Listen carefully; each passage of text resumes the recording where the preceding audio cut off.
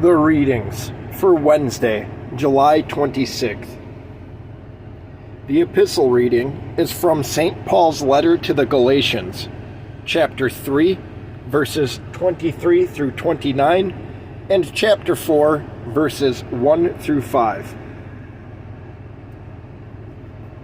But before faith came, we were kept under guard by the law, kept for the faith which would afterward be revealed.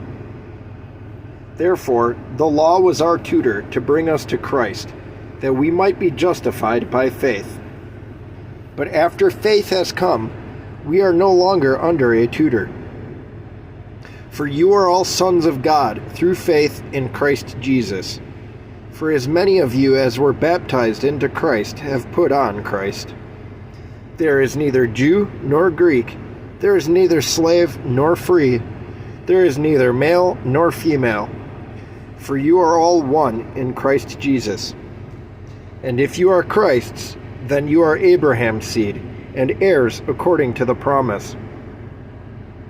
Now I say that the heir, as long as he is a child, does not differ at all from a slave, though he is master of all, but is under guardians and stewards until the time appointed by the Father. Even so we, when we were children, were in bondage under the elements of the world.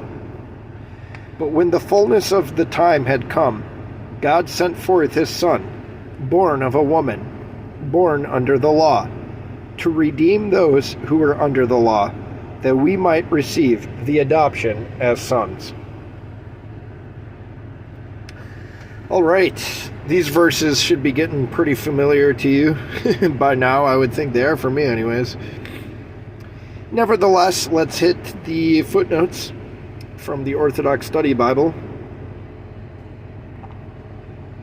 So for chapter 3, verse 22, just one verse earlier than where we started, verses 22 through 25, it says, faith in, the term faith in verse 22, should be translated faith of. Two faiths are cooperating. First and foremost, Christ's faith. Secondarily, the faith of those who believe. While Old Testament people had faith, they could not participate in Christ's faith, for Christ had not yet come. For chapter 3, verses 26 and 27, Paul directly relates saving faith in verse 26 and being baptized, connecting them as the most intimate of friends. Verse 27 is the ancient hymn perhaps already being sung at Christian baptisms during the procession of the newly regenerated into the assembly, and sung at every Orthodox baptismal service to this day. For chapter 3, verses 28 and 29, we share one human nature in Christ. Therefore, valuing people based on opinions and ethnicity, i.e., neither Jew nor Greek, pride and social status, i.e., neither slave nor free, or gender, i.e., neither male nor female, has no place in the church. All are one in nature, so all are equal in dignity.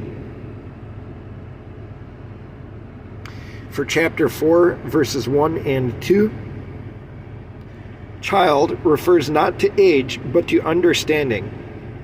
Guardians and stewards provide the special discipline and protection required for growth. Slave refers to one under the rule of a taskmaster, in this case, the law. For chapter 4, verse 3, the elements of the world are the philosophies and traditions developed by humanity without regard to God, as noted in Colossians chapter 2, verse 8. And for verses 4 and 5, Son refers to Christ as God by nature. God, then, is born of a woman, and so Mary is rightly called the Mother of God, or Theotokos. Since Jesus is born under the law, he can redeem those under the law. Jesus fulfilled the law as an infant by being circumcised on the 8th day and being presented in the temple 40 days after his birth.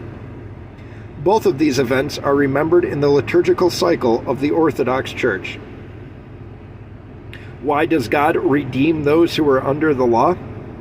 To fulfill his promise to Abraham. God owes no one anything. He certainly does not owe us salvation. Whereas the Son is God by nature, we become sons of God by adoption. We cannot become members of the Godhead by nature because we are human by nature. But we do become members of his family by grace. In adoption, we become everything God is, except that we do not share his nature. Because we are given new life, adoption is also called a new birth, being born again. The Gospel reading is from the book of Mark, chapter 5, verses 24 through 34.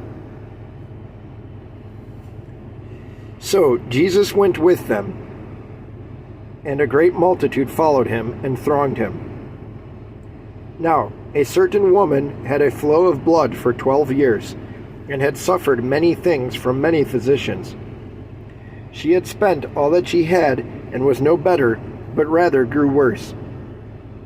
When she heard about Jesus, she came behind him in the crowd and touched his garment.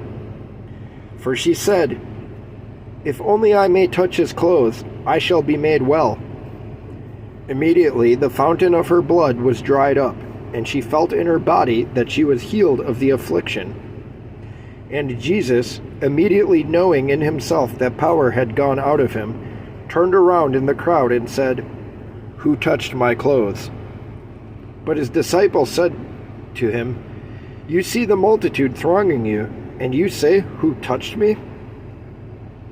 And he looked around to see her who had done this thing. But the woman, fearing and trembling, knowing what had happened to her, came and fell down before him and told him the whole truth. And he said to her, "Daughter, your faith has made you well. Go in peace and be healed of your affliction."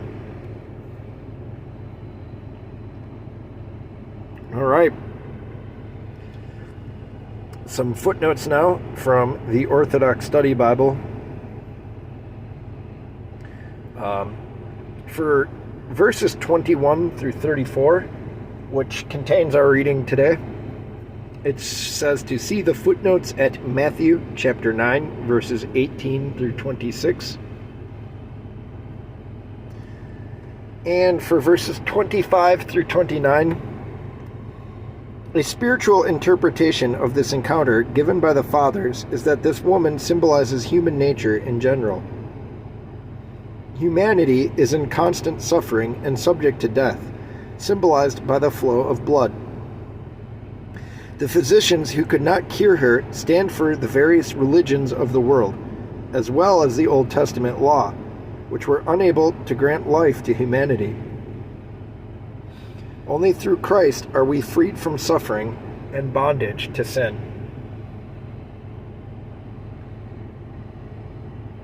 Well, that is it for today, everybody.